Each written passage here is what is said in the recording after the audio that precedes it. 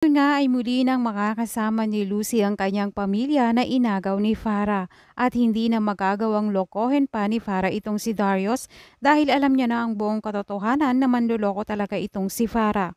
Sa pagbabalik nga ni Lucy, nagpapasalamat siya kay Darius na sa wakas ay naniniwala na ito sa kanya at muli na silang magkasama. Humingi naman ng sorry itong si Darius sa kanya na hindi siya pinaniwalaan noon pero ngayon ay babawi itong si Darius sa kanya.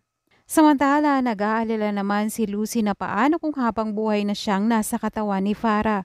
Tugon naman ni Darius na aayusin nila ito at gagawin niya ang lahat para mabawi ang katawan ni Lucy kay Farah.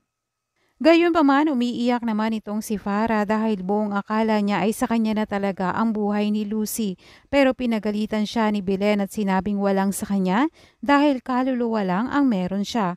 Dagdag pa nga ni Belen na tulungan na lang siyang hanapin ang libro ng kanyang tatay para makalayas na sila dahil bukas ay aalis na sila.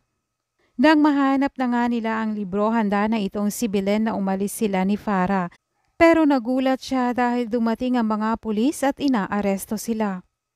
Dahil narinig naman ni Farah na may mga pulis kaya nagtago siya, kaya itong si Belen lang ang inaresto nila at hindi nila nahanap itong si Farah. Agad kasing tumakas itong si Farah dahil may masama na naman siyang plano. Nag-iisip siya na kung paanong mababawi ang meron si Lucy. Maaaring iniisip ni Farah na muli nilang pagpalitin ang kaluluwa nila ni Lucy dahil kasama naman ni Darius ang katawan niya kaya gugustuhin niyang ibalik ang kaluluwa niya para makasama si Darius at agawin na naman kung ano ang meron si Lucy.